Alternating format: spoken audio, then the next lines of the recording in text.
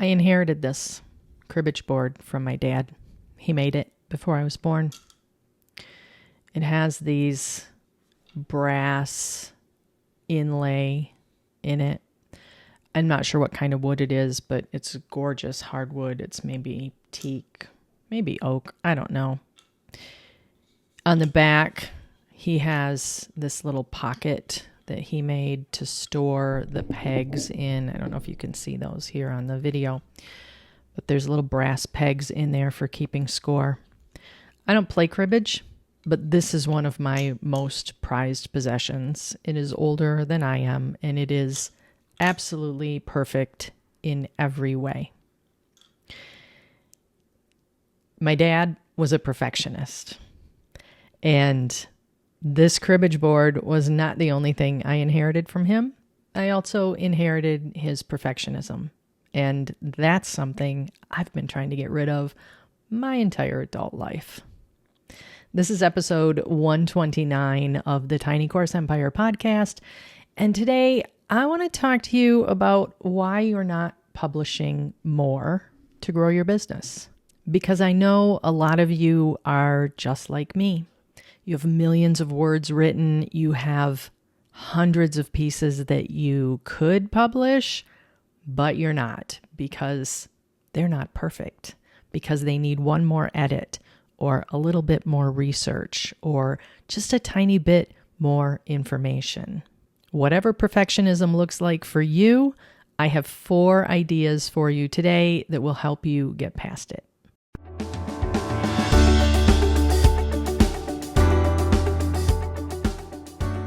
Hey, real quick before we dive into today's topic, I want to remind you that if you are new to the show, hit that subscribe button. That is what tells YouTube that our content is valuable and that you'd like to see more of it. And hopefully it encourages YouTube to show us to more people. So that's the best way that you can support the show. New episodes drop every Monday morning, and next week I'm going to take you behind the scenes of a little experiment I'm running. I'm excited to talk to you about that. But that is next week. This week we're talking about perfectionism, what it is, where it comes from, and what the heck can we do about it. If you've ever suffered from perfectionism, then you might have asked yourself, what the heck? What is going on here? Why am I like this? Why is it so hard for me to just hit the publish button on whatever it is that you're working on? Well, it turns out that a 2015 study proved that about 30% of all perfectionism is genetic. So when I said that I inherited my perfectionism from my dad, that wasn't very far off the mark. I probably did. If you had parents or other close family members who are perfectionist or who have perfectionistic tendencies, that's probably a part of why you have perfectionism as well. Another part of perfectionism, or another cause of perfectionism, is just the personality traits that we are born with. And one of the big ones is introversion. If you are an introvert, you most likely are also a perfectionist. I am definitely an introvert, so I come by that naturally too. Then there's the educational expectations. When I was growing up, along about 4th grade, so this would have been in the mid to late 70s, they introduced something in my school called the gifted program, and all of the students were tested, and those who were deemed to be gifted, or, I don't know, we had higher IQs, whatever. I don't know what they were testing or how they determined this, but those who were deemed to be gifted were treated differently. We were given special assignments. We were taken out of class to do special projects. We were given an accelerated curriculum. And this went on for several years. So it started in the 4th grade and probably carried on through 7th or 8th grade. So for 4 years or so.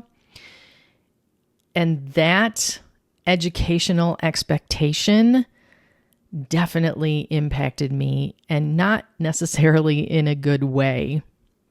And it's true for many perfectionists that those early educational expectations have a long-lasting impact on your personality and can make you more of a perfectionist as an adult.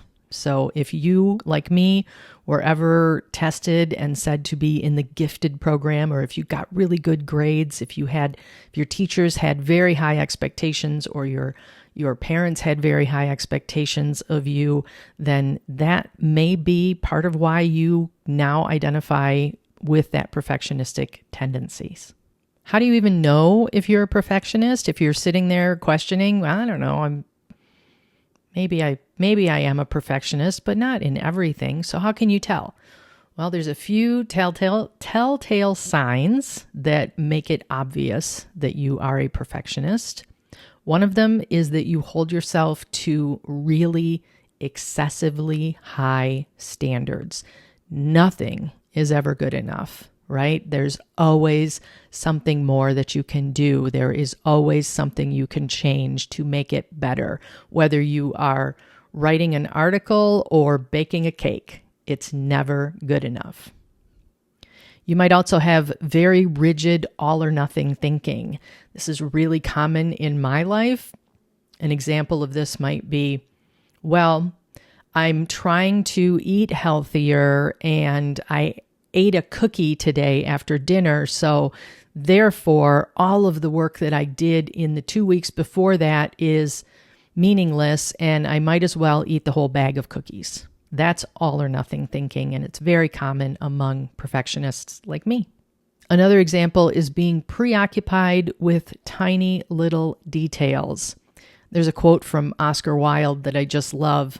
He says, "I spent the morning putting in a comma, and I spent the afternoon taking it out."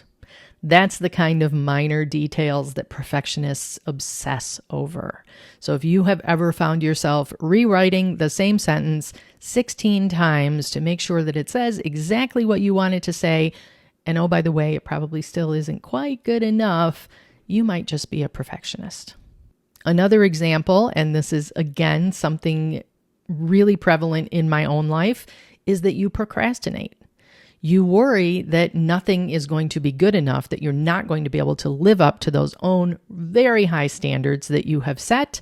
So therefore, you don't finish. Maybe you don't even get started, or maybe you start, but then you put off doing the work because you can't live up to your own high standards. So you procrastinate and procrastinate and procrastinate.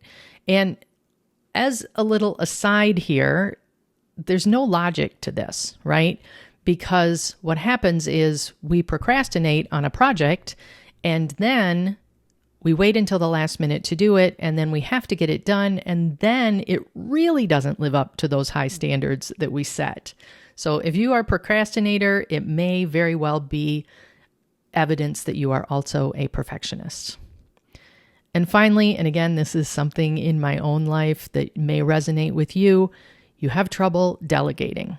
It's very, very difficult to hand off work to someone else when we have such high standards that we can't even meet those standards, let alone the person that we are going to hand off the work to.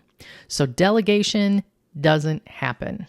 So did you see yourself in any of those examples? Those are all things that I pulled from my own life. So I'm right there with you if you are recognizing yourself in those descriptions that I gave you. And if you did, what do you do about it? Well, I've got 4 ideas for you.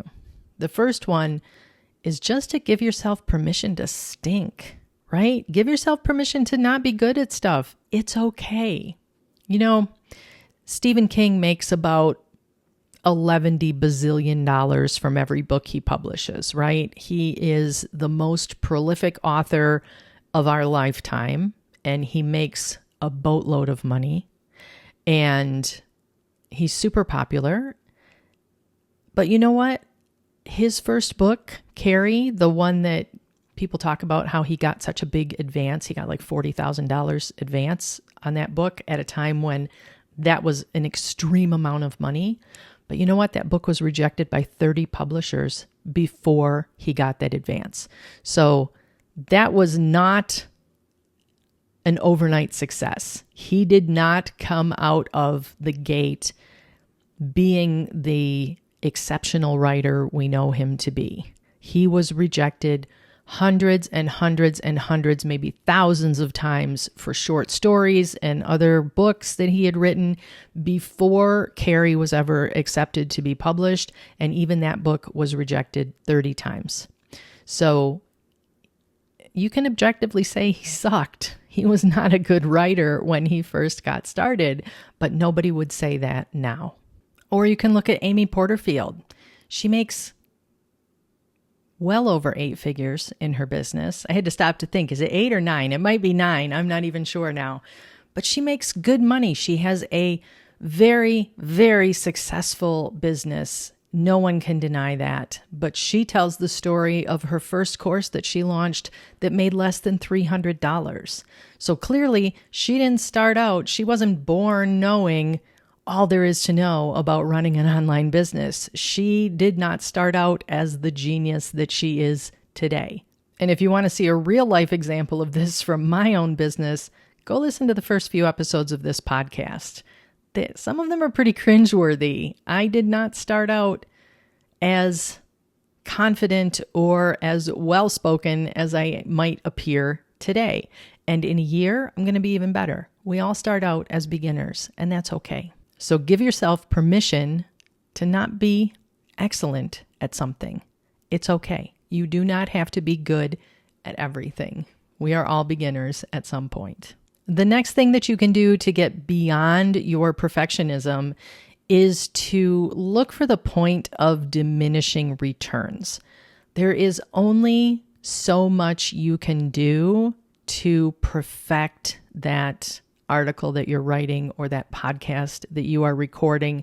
There is a point where no one but you will notice that tiny improvement that you've made.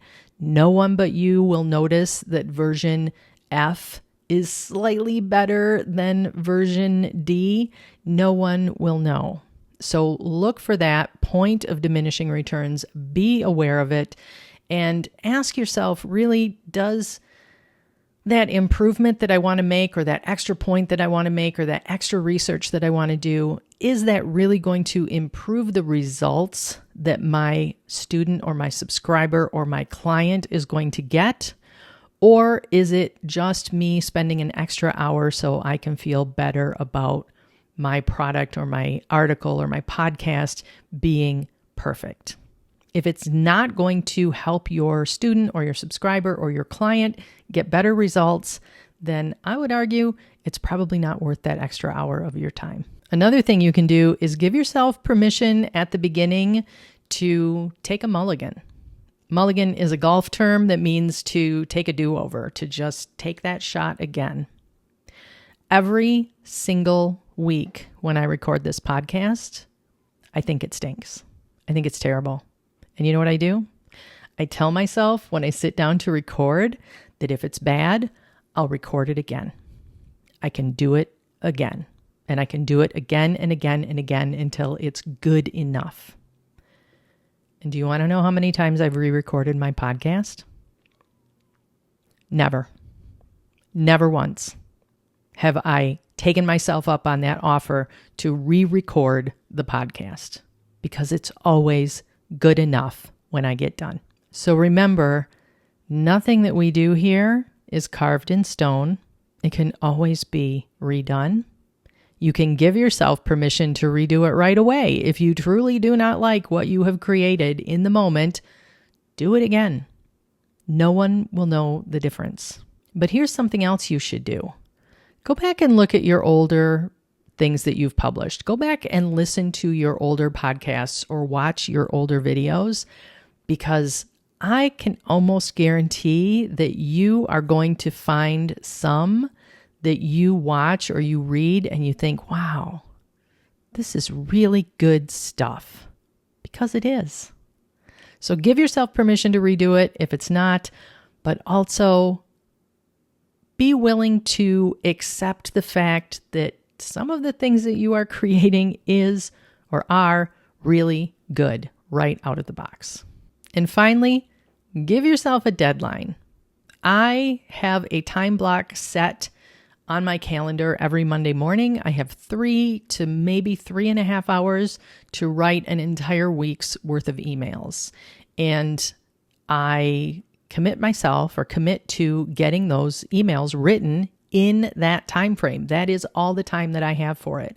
And I do that because we know that work will expand to fill whatever time you give it. So if I tell myself I have all week to write a week's worth of emails, it will take me all week. I will be writing Sunday morning's email on Sunday morning, and I do not want that. It's not good for my business. It's not good for me. It's not good for my sales, and it certainly is not good for my perfectionism.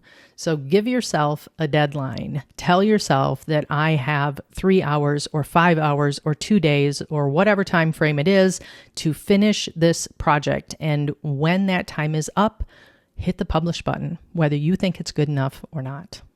I used to have a personal problem with this advice. I would hear people talk about, well, just set a deadline. And I'd think, well, it's a fake deadline. I'm not going to keep a fake deadline, right? And I didn't. So how can you force yourself to keep a fake deadline? Put another deadline right behind it. So I write emails on Monday mornings, and right after that, I have another project that is in my calendar that also has its own deadline. So I don't have a lot of space to drag my feet on writing those emails because I don't have any other time that I can do it. I have to get it done because I have added back-to-back deadlines to my schedule. So that's how I hold myself accountable and get the things done, even when I think, oh, I need to do just a little bit more research, or, oh, I want to run this through a grammar check one more time, or, oh, I should play with the subject lines a little bit more to make sure that they're perfect. I don't have time for that. They're good enough. And I don't have time because I have another project that is on my calendar that I have to work on. I said at the beginning of this episode that I inherited my perfectionism from my dad, along with this beautiful cribbage board. And I keep this cribbage board on my desk because I love it. It's older than I am, like I said, and my dad made it, and that makes it special to me. But I'm thinking now, I also need to keep it close by as a reminder that I should not let perfectionism get in the way of getting things done, because while this cribbage board is beautiful, if my dad had said to himself, it's not perfect, it's not good enough, it's not worthy of being out in the world, then I wouldn't have it today. And that would make me sad. So I'm glad that my dad finished it. I'm glad that he left it for me to remember him by, and I'm glad that I can use it as a reminder to hit the publish button and let my creativity go out in the world, because somebody somewhere needs to read or hear what I have to say, and somebody somewhere needs to read or hear what you have to say too. So don't let your perfectionism deprive them of that. Now it's your turn. Drop me a comment below and tell me if you consider yourself to be a perfectionist like I do, and what plans do you have to do something about it? How are you going to work on changing that aspect of yourself? Or maybe you're not going to. Maybe you like it this way. Maybe you like being a perfectionist and you don't want to change anything. Tell me that too. And could you do me a favor? If you have a friend or a colleague who could use advice like this, would you share this episode with them? That's the best way to support the show and keep new episodes coming out every single week. That's it for me this week. I will be back next week with a behind the scenes look at my latest project, what I'm doing, why I changed my mind about it, and what I hope to learn from it. So I will see you all next week.